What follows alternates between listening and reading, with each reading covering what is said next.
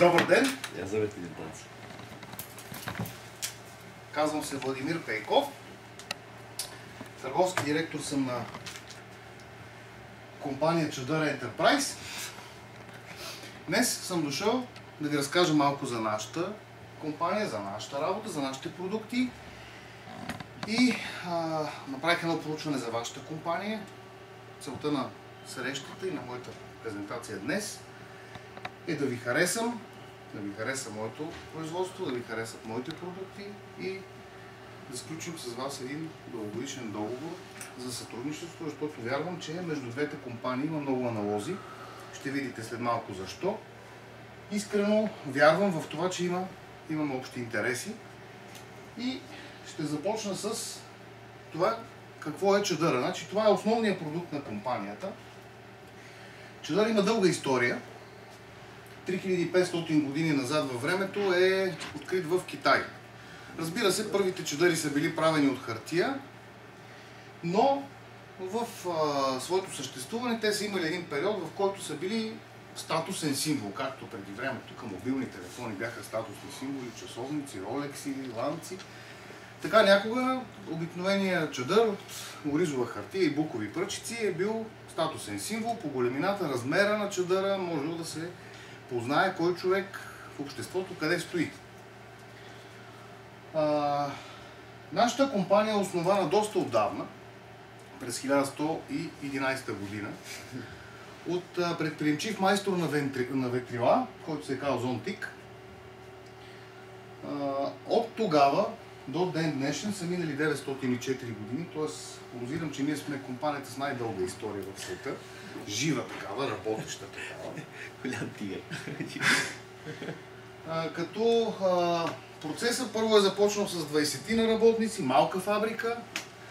За 2-3 години се разраства до 2000 високо квалифицирани работници. Защо високо квалифицирани? Защото за направата на един чадър се изискват изключително много малки частички и се прави от различни материали.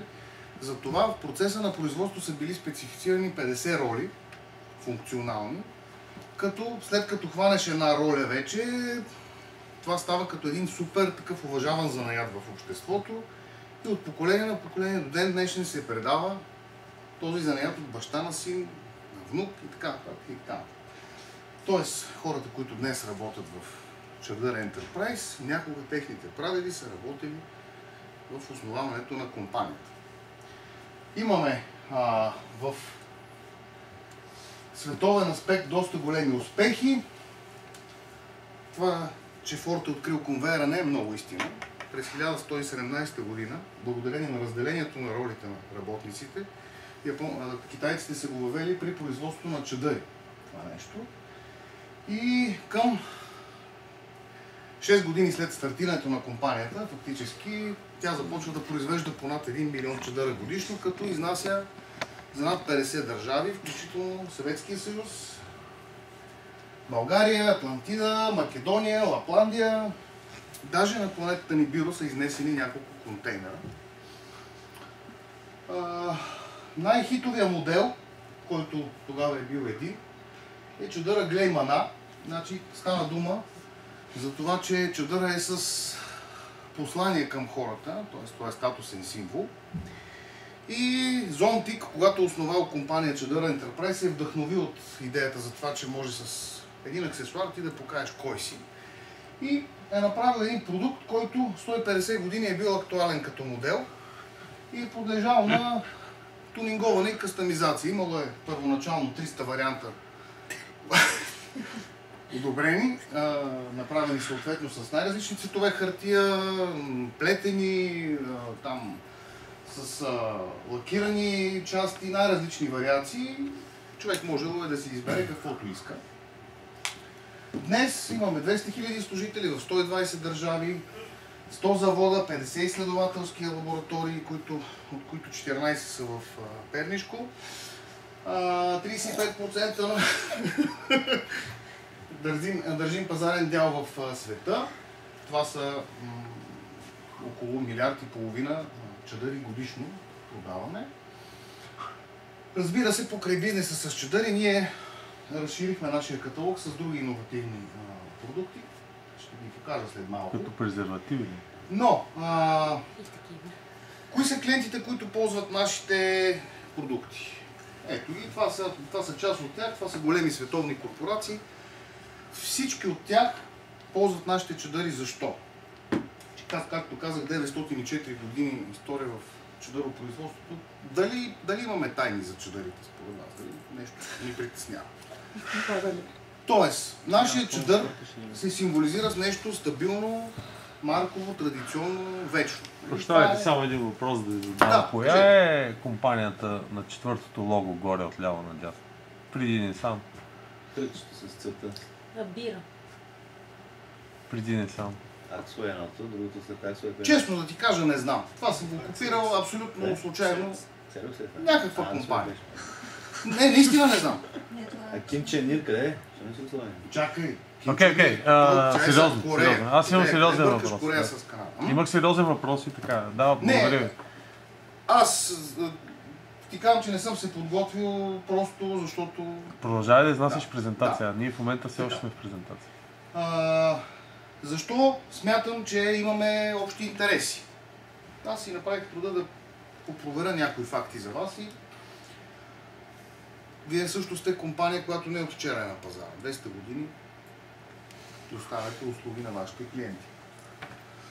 Това, което много ми допада и смятам, че тук много си приличаме, е, че имате иновативни начини на въздействие на пазара. Тоест, вие сте интересни с това, че подхождате нестандартно, не клиширано, с особено отправени послания към аудиторията, към потенциалните потребители на вашите клиенти и това остава задълго в тяхното съзнание. Тоест, те трайно асоциират рекламата с съответния продукт, който вие сте искали да позиционирате. Разположени сте в 115 държави, продавате по 200 милиона чадъра годишно, като ги брандирате за ваши клиенти. Това, според мен, като профилна компания, за нас е идеален клиент, идеален партньор, компания, с която ние можем много да оптимизираме нашите производства и разходи, за да постигнем максимална полза за двете страни. Ние вярваме, че за всеки дъжд има чадър. Три са нещата, от които зависи какъв ще бъде този чадър. Времето ясно зависи. Колко вали, как вали, студено ли е, топло ли е. Обстоятелствата, конкретните, дали сте сам, дали сте с други хора, движите ли се. И разбира се, зависи от конкретния индивид. Понеже имаше един такъв майтап, че ескимосите имали над 200 думи за сняг. Нали? При нас подобно, нашите изследователски лаборатории са обособили 178 вида дъжд, в зависимост от това колко силно вали като литри на квадрат, форма на капката, наклон на дъжда, химичен състав на водата, скорост и така нататък. При обстоятелствата нещата са още по-сложни. Както виждате, те зависят от часа в денонощието, наличие на свидетели, алкохол и други вещества, жени, зарязани жени, локация, биоритми, други неща, които са важни. И не на последно място, зависи от човека. Знаете всички, че хората сме уникални, няма двама еднакви души. Тук вече зависи от пол, възраст, темперамент, половата конституция от изключително значение, националност и роднински връзки с Чак Норис и Бойко Борисов. Това са много сериозни критерии. Така, благодарение на това, че имаме толкова много параметри, ние обособяваме над 1000 модела чадъри, които са в 7 основни линии. И както може да видите, линия Urban, класическо, стегнато излъчване на чадъра. Идеята е да се запази личното пространство и да не се навлиза в него, затова ако може да се покриеме максимално, нали, да не ни нараняват хората около нас. Разбира се, като отговор на градския чадър, трябва да имаме и чадър, с който да си прекарваме приятно време. Провинцията, това е линията Провинс.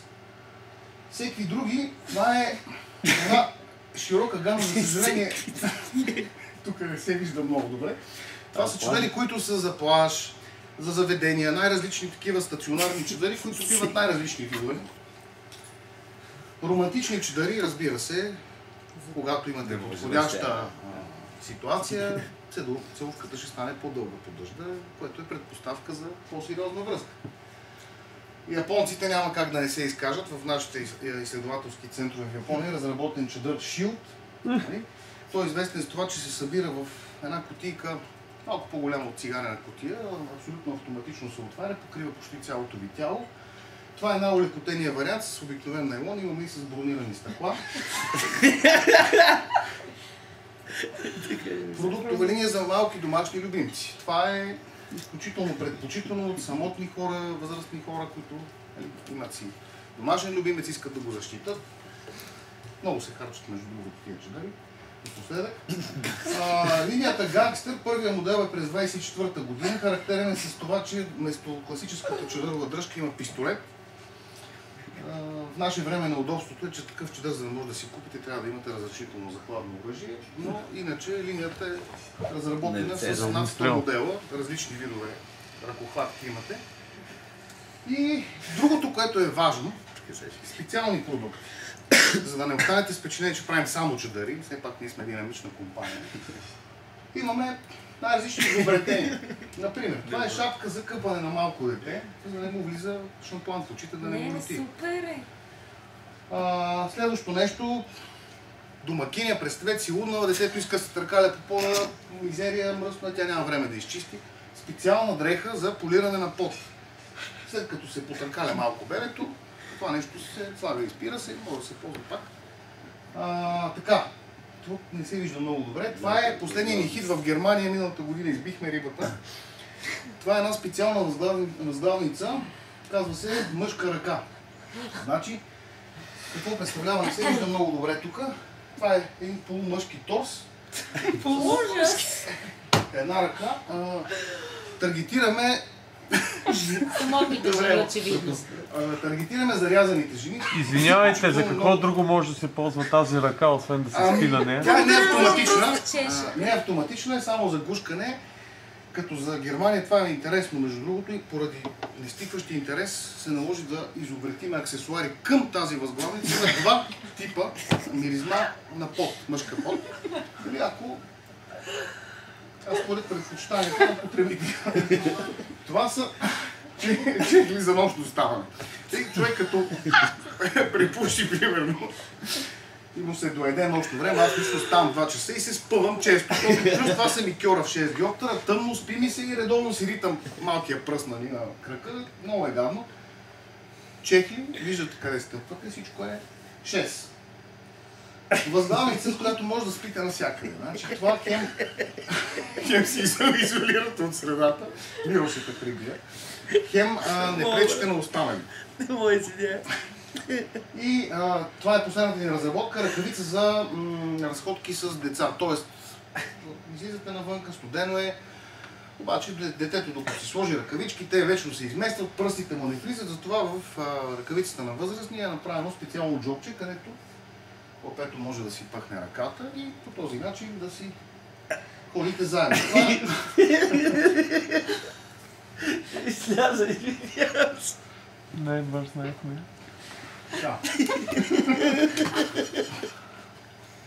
Искам да направиш тази преди. Ще платя събитие, братом, ще платя събитие. Само искам да вземеш да направиш тази. Така, няколко нови продукти. Ясно е, че много хора се изживяват като неоткрити таланти, обичат да пеят под душа. Специално за тях изработихме гъба микрофон, която позволява те така да се отпуснат спокойно, да могат да импровизират, за да намалим нивото на напрежение, събрано през деня. Модела се казва Eurovision Star, известен още като Neighbor's Nightmare. Следващото нещо е Burger Protector. Така, напоследък се забелязва... Извинявам се, забавя друг нещо. Аксесуар. Да, аксесуар. Напоследък се забелязва, че заради забързания живот не остава време за обяд. И хората започват да си носят храна в офис. Като, съответно, като си я занесеш сутринта, желателно е до обяд, да не се е развалила. И респективно хората си слагат в хладилника на компанията. Да, обаче тук виж някой ти прибара сандвича и го открадне. Затова сме разработили специално пликче, което прави сандвича да изглежда му хлясово. Това гарантира, че никой няма да ви го вземе и да останете гладни. И последно един нов продукт, който специално за IKEA сме го разработили. Това е врата, която се превръща в маса за пинг-понг. Удобно, място спестяващо, нали, може в малко жилище да си направите кефа да играете тенис. Този продукт ще се продава само в веригата на IKEA. И не на последно място искам да ви кажа, че ние сме изключително екологично ориентирани. Цялото ни производство е организирано с материали без отпадъчна технология, така защото нищо не се изхвърля и де-факто ние не пречим и не увреждаме природната среда по никакъв начин. Както виждате, имаме изключително широк спектър продукти, имаме нестандартни идеи. Вярно, започнали сме с чадъри, но правим и много други неща. Ако мислите, че имаме сходни точки, аз бих се радвал да обсъдим конкретно в детайли какво можем да направим заедно. Ако имате въпроси, слушам. Да, интересувам се от това дали ще развивате продуктовата линия с ръката. С ръката коя? Мъжката ръка. С възглавницата тип мъжка ръка. Да. И в каква насока? Така. Имаме една пробна серия в момента, експериментираме. Очаквам. За хора с увреждания, травми, причинени вследствие на някакви инциденти, било по промишлени, битови. Покрай тази възглавница и дойде идеята за протеза, интелигентна протеза, която да може да обслужва хората, може да се ползва за много неща, включително за хората, които са сами, нямат си приятел в живота, нали? Бихме могли да качим специален фърмуер с сексуална функция, така защото да може човек сам да си достави удоволствие, бидейки с тази протеза. И в тази посока в момента развиваме технологията. Ако имате конкретна свежа идея или за ваш клиент нещо ви е или за вас. И още един въпрос, тъй като разбрах, че ви имате предложение към нашата рекламна компания. Вие не случайно отбелязахте, че сме най-големите. Това да сме най-големите не е случайно. Това означава, че всъщност ние имаме най-голяма печалба, постоянно оптимизираме процесите при нас и така нататък. Аз не получих отговор защо трябва да купуваме чадъри, които да брандираме от най-известната компания в света за производство на чадъри, съответно правеща най-качествените чадъри и съответно доставяща ги не на толкова атрактивна цена, наколкото ние купуваме чадъри, които се правят в гаражи в предградията на Пекин, примерно. Ще ви кажа веднага. Нашите чадъри не изключват възможността да брандирате по-евтини чадъри. Нашите чадъри са марко. Вие не можете да подарите чадър за $2 на General Manager. Просто се счита за лош етикет. Има си определено ниво потребители, които биха оценили подарък с нашето качество. Не изключвам, аз не казвам, че вие трябва да сложите само нашите чадъри. Не искам да я прекъсвам, но все пак имаме определен брой финансови директори в компанията, които гледат бюджетите и печалбите. Разбира се. Аз, доколкото знам, вие имате каталог с продукти, като този каталог показва на вашите клиенти възможностите за изпълнение на съответна поръчка.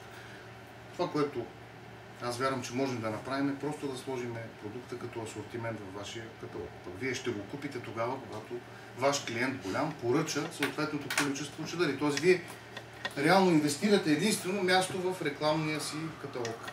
И губим пари от пропусната входна такса за този каталог.